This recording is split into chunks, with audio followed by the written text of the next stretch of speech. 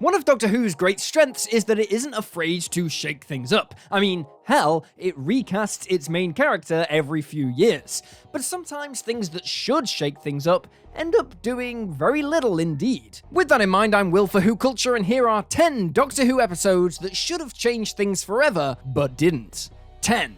The Daleks. The Pepper Pot's first outing on the small black and white screen was to alter the course of Doctor Who history forever. It instilled in the young viewer's mind the idea of these ruthless, evil, neurotic killing machines that yelled "exterminate" in high-pitched and excited tones.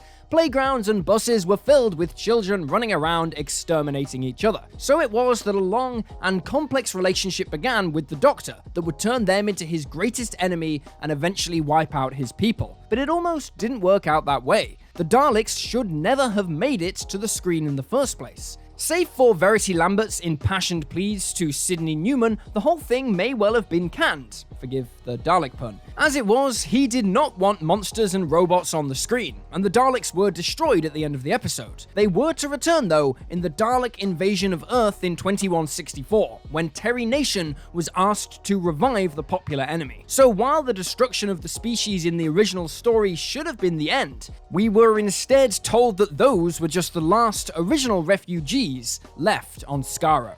9. Genesis of the Daleks.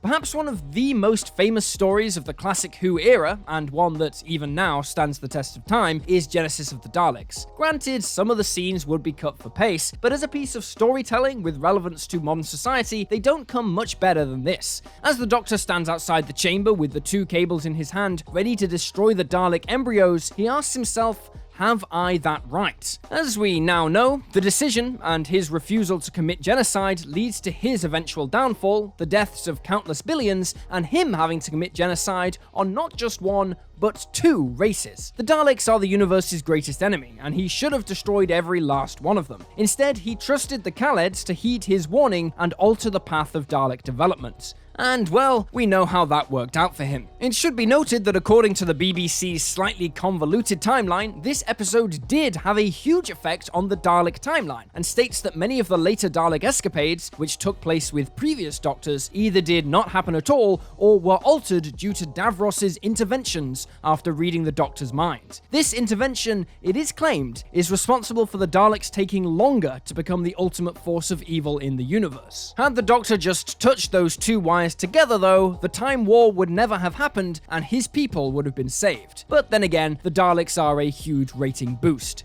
8. The Deadly Assassin. A well-loved and well-remembered story now. This was not quite the case on original transmission. There were complaints that the Gallifrey Council of Government was too close to that of humans, and the episode was too violent. Mary Whitehouse got her bloomers very much in a twist, and it was also the first foray back to Gallifrey for the Doctor in quite a number of years, as well as being the first solo outing for the Doctor. The increased level of violence was epitomized by the cliffhanger scene of the Doctor's head being held underwater. The level of complaint this received had the master tape altered and an apology issued by the BBC. The scene was recently restored in the DVD release, but what could have been a more adult and Doctor-centric direction for the show was forever curtailed. Crucially, the Doctor wasn't to be seen sans companion again until we got 4 seasons into New Who. It could be argued that the level of violence and death seen in more recent episodes owe their germination to the Deadly Assassin, but it took a long time for public attitudes to change.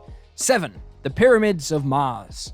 There are 2 words that strike fear into the heart of any Doctor Who writer: isomorphic controls. In The Two Doctors, where the Androgam tried to steal the secret of time travel, we are given yet more hints to the mechanics of time travel, and we learn that key to the use of a TARDIS is that it is linked to its owner. This usually happens the first time a Time Lord uses the ship, but the Doctor stole his. In The Pyramids of Mars, Tom Baker's Doctor tells Sutekh that the controls were isomorphic, meaning they are linked to the Doctor and only he can use them. This is reused again for the Master's laser screwdriver in the later series. But this handy feature to avoid having someone steal your motor seems to come and go whenever it's required, and in the most recent episodes, it has been completely thrown to the wind, with any old primate able to fly the thing. We know that the TARDIS operates telepathically too, so it could be argued that the safety measure is switched off for the Doctor's friends. This idea was a good one, but ultimately limiting, and seems now to have been completely forgotten.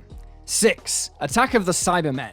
Okay, let's talk about the chameleon circuit. We all know that the Doctor's TARDIS is a police box. Always has been a police box, always will be a police box. In An Unearthly Child, we find the Doctor complaining about the fact that the TARDIS hasn't changed shape like it should. However, this completely ignores the good old chameleon circuit. And there's a bunch of examples we could pick from, but we're picking the Attack of the CYBERMEN episodes, where John Nathan Turner decided to use a little publicity stunt to up the ratings. He changed the TARDIS. From a decorated stove to a pipe organ and even a gateway, the TARDIS continued to choose utterly useless shapes. JNT had hinted that this would be a more permanent feature, but it never transpired that way. Despite the fact that the Master's TARDIS worked perfectly and would always meld seamlessly into the environment, the Doctor is left with his 60s police box. But to be honest, we all prefer it that way.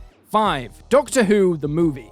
Some do not consider the TV movie to be canon, but since the regeneration was rightly recognised in the 50th anniversary special, Paul McGann's Doctor gets to stand pride of place with his other selves. Unfortunately, this also means that everything that happened in that episode has also been accepted as canon, except the Doctor being half human, because that was a joke. That was a joke, right? So, with that in mind, what the hell was that snake thing the Master was supposedly moving around in? And we're not talking about Eric Roberts, let's not even go there. But what was the transparent snake thing all about? Do we now accept that all Time Lords, even when exterminated by Daleks, have the ability to coalesce into a snake, possess a human body, and keep it alive for long enough to steal another Time Lord's lives? The Master has always been resourceful, but this seems an odd thing for a Time Lord to be able to do. While we're at it, the Master was eaten by the TARDIS. If we remember, this was the Eye of Harmony, which we know to be a star frozen in the moment of collapsing into a black hole. It is what powers the TARDIS through time and space, and falling into it should have ripped the Master's atoms and stretched them to infinity. Despite this being the end for our great nemesis, the Time Lords then brought him back during the last days of the Time War, only for him to use a pocket watch to turn himself human and be found on the shores of the Silver Devastation. Basically, that's a whole load of Time Lord powers we've never seen before, and would have really changed up everything if it weren't for the fact that they'd been,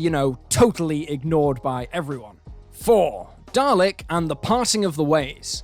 Okay, so we're a little Dalek heavy here, but to be fair, they do have an extremely complicated timeline and have been supposedly wiped out on dozens of occasions. Even the date of Skara's destruction is debatable depending on what timeline you follow. These two episodes together, though, represent all the other times we've seen the Daleks finished off, only to have them reappear when it seems necessary, which usually means once a season. In Dalek, we meet Henry Van Statten, who has captured and tortured his Metaltron to discover its secrets and copy its technology. Reanimated by Rose's time traveler DNA, the rogue final Dalek goes on a killing spree before committing suicide on her orders. Prior to this, we see an emotionally charged scene with the Doctor and Dalek sharing their loneliness and pain. The Dalek even scans for signs of other Daleks out there, only to find none. So the last Dalek kills itself and the Doctor wins. Except barely 6 episodes later, we find thousands of Dalek ships surrounding Earth, supposedly controlling humanity for hundreds of years, guiding and stunting their development. Rose, empowered by the Time Vortex, sees all of space and time and selects every atom that makes up a Dalek and destroys them. Now this should really be the end. These were the last ragtag put together Frankenstein's monsters of Dalek DNA, and every atom was destroyed.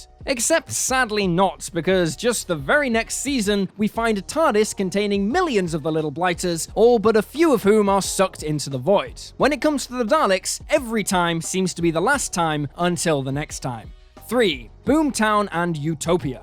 Here we're talking about the Rift, the supposed rift in space-time that the Gelth tried to come through and was partly sealed, only to reappear in Roald Dahl Plus in Cardiff. It was a major plot point in Torchwood, but for the Doctor, it was the far more sinister cousin, a plot device. Suddenly, the TARDIS needs to refuel on Rift energy. This is actually a cool concept, although in 700 years of traveling the universe, there are no other mentions of the TARDIS having to stop for fuel. Since the show was brought back, though, there are 2 incidents of stopping, both of which happen to coincide with a major event. There's also a radio adventure with Jack Harkness that attempts to tie off the hanging thread of the Rift, still polluting Cardiff with ghosts and goblins. And Stephen Moffat's catch-all 50th special took a blowtorch to the thing just to make sure it couldn't be tugged on again. So where does that leave the TARDIS with its now apparently frequent need for Rift energy? Well, nobody knows, seeing as we never hear of it again. 2. The Stolen Earth and Journey's End. The non-regeneration stands for many as the biggest disappointment of the Russell T Davies era. Yes, he spun it into a decent yarn, but the Human Doctor and the Dr. Donna were just a big stretch of credulity, even for Doctor Who. That Stephen Moffat tied this into the 50th special, taking a veiled swipe at it in the process, was laudable, but never in the history of Doctor Who have we seen a Time Lord able to regenerate and keep the same face. Romana was, of course, for some reason, able to try many different forms without losing lives, but this is something that we just don't talk about. According to Christopher Eccleston, every cell in his body dies and he gets a new face. I can't control it, he says. Yet David Tennant somehow guides the rest of the regeneration energy into the spare hand. So is this like a new thing? Regenerate, lop off an appendage quickly enough for it to grow back, and then keep it around in case of death? No, these episodes belong on the list because they stand out as episodes that truly should have changed everything. Really, here, we should have had a new Doctor. Still, I'm not complaining because more David Tennant is not a bad thing. 1. Let's kill Hitler.